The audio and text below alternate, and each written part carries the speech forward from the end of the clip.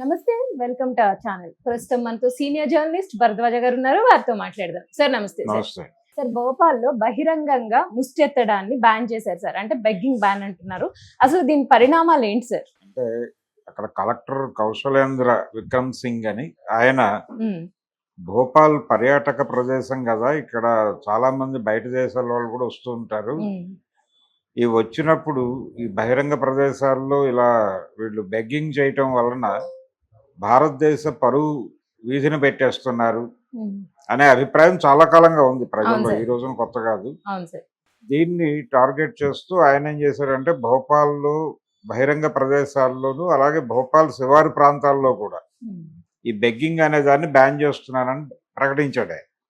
ఆ మేరకు ఉత్తర్వులు జారీ అయిపోయినాయి. ఇప్పుడు బహిరంగంగా ఎవరన్నా ఇలా ముష్టెత్తితే వాళ్ళని అరెస్ట్ చేసి తీసుకెళ్ళి అంటే మనకు గతంలో ఒక ఎక్స్పీరియన్స్ ఉంది. ఢిల్లీలో ఏదైనా సెన్సేషనల్ ఇంటర్నేషనల్ ఈవెంట్ జరిగినప్పుడు ఢిల్లీలో ఉన్నటువంటి ముష్టి వాళ్ళందరినీ సేకరించి వాళ్ళందరినీ వ్యానుల్లో ఎక్కించి వేరే చోటకి తరలించి ఆ ఈవెంట్ జరిగానన్న అంతకాలం వాళ్ళని సిటీలోకి ఎంటర్ కానిచ్చేవాళ్ళు కాదు. ఇలాంటి ఏర్పాట్లు మొదటి నుంచి ఉన్నాయి మనకు. అంటే ఏషియాడ్ జరిగినప్పుడు ఉన్నాయి, ఈ మధ్య కాలంలో కూడా. అలాగే అమెరికన్ ప్రెసిడెంట్ ఇలాంటి వాళ్ళు ఎవరైనా వచ్చినప్పుడు కూడా రోడ్ల మీద ఎక్కడా ముష్టి వాళ్ళు కనిపించకుండా జాగ్రత్తలు తీసుకోవడం ఇలాంటివి మన వాళ్ళు చేస్తూ ఉంటారు మొదటి నుంచి. కానీ అసలు బేసికల్గా ఈ ముష్టి వాళ్ళు ఎక్కడి నుంచి ఉత్పత్తి అవుతున్నారు అనే దగ్గర కదా నువ్వు పని చేయాల్సింది. అది మానేసి వీళ్ళు ముష్టి వాళ్ళని మేము రోడ్డు మీద ఎవరైనా ముష్టి ఎత్తితే మేము సహించం అని చెప్పి మాట్లాడుతూ ఉంటారు. అలాగే ఈ ముష్టి బ్యాన్ చేయటం ద్వారా వీళ్ళందరిలోనూ కష్టపడే తత్వాన్ని పెంచుతాము అని చెప్తారు. కానీ అది ఐడియాలజీ బాగానే ఉంటుంది, మాట్లాడేటప్పుడు బాగానే ఉంటుంది, కానీ మరి కష్టపడతాము అన్న వాళ్ళకి పని దొరుకుతుందా అనేది ఒక గొడవ. ఇంకోటి, వీళ్ళందరూ ఎక్కడి నుంచి వస్తున్నారు? ఇప్పుడు రోడ్ల మీద ఏ ఆధారం లేకుండా పడుకుని ఉంటారు. వాళ్ళకి ఏ ఇతర ఆస్తులు ఉండవు.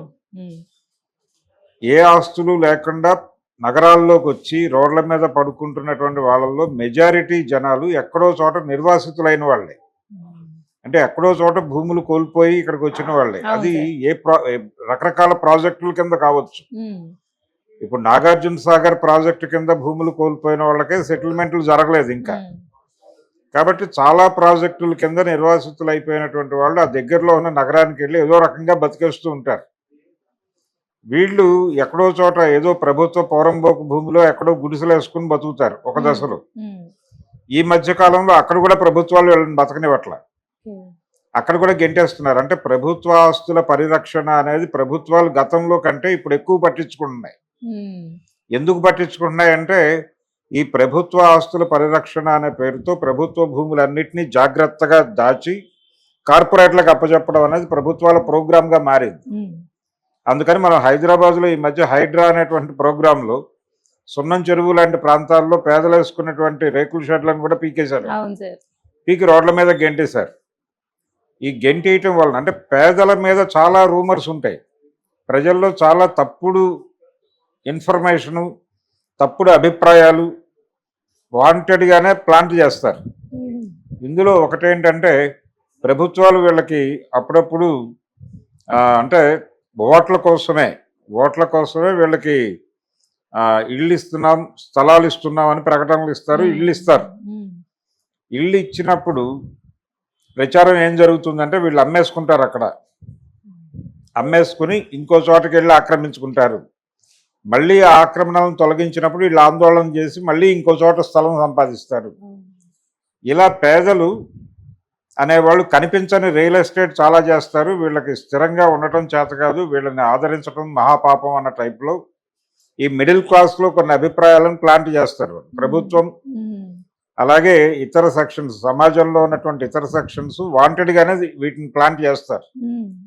ఈ ప్రాసెస్లోనే ఇప్పుడు భోపాల్ కలెక్టర్ గారు ఈ బెగ్గింగ్ బ్యాన్ అనేది తీసుకొచ్చి ఇదేదో పెద్ద ఆదర్శప్రాయమైనటువంటి నినాదంగా మారుస్తున్నాడు. కానీ వాళ్ళకి ఆధారం ఏమిటి? వాళ్ళు ఎలా బతకాలి? రకరకాల ఇబ్బందులు ఉంటాయి వాళ్ళకి. ఇప్పుడు రోడ్ల మీద లేకపోతే ట్రైన్లో ఆ కాళ్ళు చేతులు పని చేయని వాళ్ళు అలా ఉండి వాళ్ళు చిన్న చక్రాల ప్లాట్ఫామ్ మీద కూర్చుని ఆ ప్లాట్ఫామ్ అంతా తుడిచి లేకపోతే కంపార్ట్మెంట్లో తుడిచి అవును సార్. డబ్బులు అడుక్కుంటూ ఉంటారు. ఇలాంటి వాళ్ళని ఎక్కడైనా వీళ్ళని రిహాబిలిటేట్ చేసేటువంటి ప్రోగ్రామ్ ఉందా గవర్నమెంట్లకి? వీళ్ళని రిహాబిలిటేట్ చేసి వాళ్ళని తిరిగి జీవితంలోకి పంపించడానికి ఏదైనా ప్రోగ్రామ్ సిన్సియర్గా అమలు చేస్తున్నారా అనేది చూస్తే ఎక్కడా కనిపించదు. అవును సార్. కొన్ని చోట్ల రిహాబిలిటేషన్ సెంటర్స్ ఉన్నాయి, హైదరాబాద్లో కూడా ఉన్నాయి.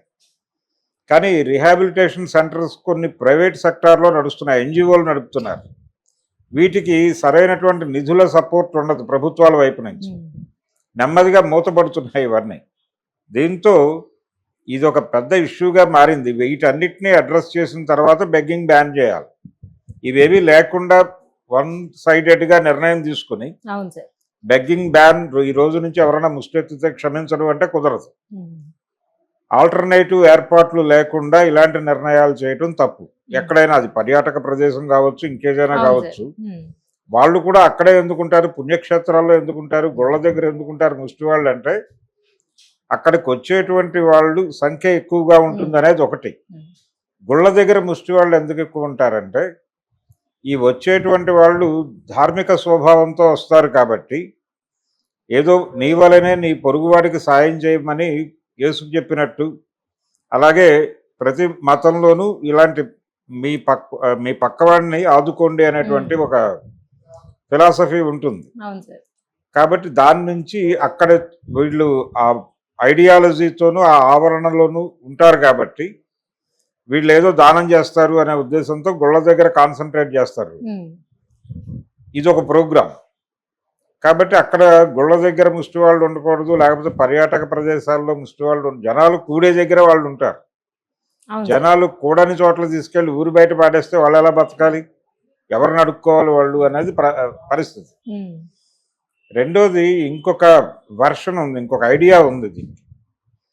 ఆ ఇంకో ఐడియా ఏంటంటే బెగ్గింగ్ బ్యాన్ చేయాలి అనుకున్నప్పుడు ప్రభుత్వమే అంటే అర్హులైనటువంటి ముష్టి వాళ్ళని గుర్తించాలి. ముందు ఎన్రోల్మెంట్ సెంటర్లు పెట్టి మాకు ఏ ఆధారము లేదు, ఇది తప్ప ఎవరో ఒకళ్ళు సహాయం చేస్తే తప్ప మా బతుకు వెళ్ళదు, మాకు ఏ రకమైన సపోర్టు లేదు, మా శరీరం కూడా మేము బతకడానికి సహకరించదు, కానీ ప్రాణం ఉన్నంతకాలం బతకాలంటే ఏదో ఒకటి తినాలి కాబట్టి డబ్బులు కావాలి కాబట్టి మేము ముష్టించుకుంటున్నాం అనే పరిస్థితిలో ఉన్నవాళ్ళు ఎవరు అనేది ఐడెంటిఫై చేసి వాళ్ళకి అంటే వాళ్ళకి రిహాబిలిటేషన్ చేసి ప్రభుత్వాలు కావాలంటే ఈ రిహాబిలిటేషన్ సెంటర్లని నిర్వహించడం కోసం కార్పొరేట్ కంపెనీలకు, వీళ్ళు ఏ కార్పొరేట్ కంపెనీలకు అయితే ఫెసిలిటేట్ చేస్తున్నారో ఈ కార్పొరేట్ కంపెనీలకి ఒక సెస్ వేసి వీళ్ళ కోసం అంటే వాళ్ళు చేసే ప్రతి ఆర్థిక లావాదేవీలోనూ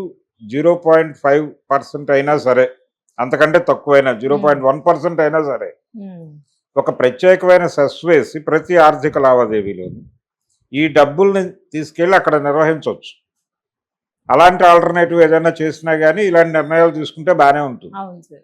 కానీ ఇలాంటి ప్రత్యామ్నాయ ఆలోచనలు ఏవీ లేకుండా వన్ సైడెడ్గా బెగ్గింగ్ బ్యాన్ అనేసి ఆయనని దీన్ని దేశవ్యాప్తం చేస్తామని పాలకులు మాట్లాడి ఇదేదో చాలా గొప్ప విషయం, ఆదర్శప్రాయమైనటువంటి విషయంగా మాట్లాడటం మిడిల్ క్లాస్ని కనెక్ట్ చేసుకుంటుంది. కానీ నిజంగా ఈ దేశంలో పరిస్థితి ఏంటి, ముష్టి వాళ్ళు ఎక్కడి నుంచి ఉత్పత్తి అవుతున్నారు, వీళ్ళు ఉత్పత్తి అవటం వెనకాల సమాజం పాత్ర ఏంటి అనేది ఆలోచించగలిగితే ముష్టి నివారణ అనేది అంత ఈజీ వ్యవహారం కాదు. ఒకవేళ ఈ ముష్టి ఎన్రోల్మెంట్ సెంటర్లు పెడితే ఇంకొక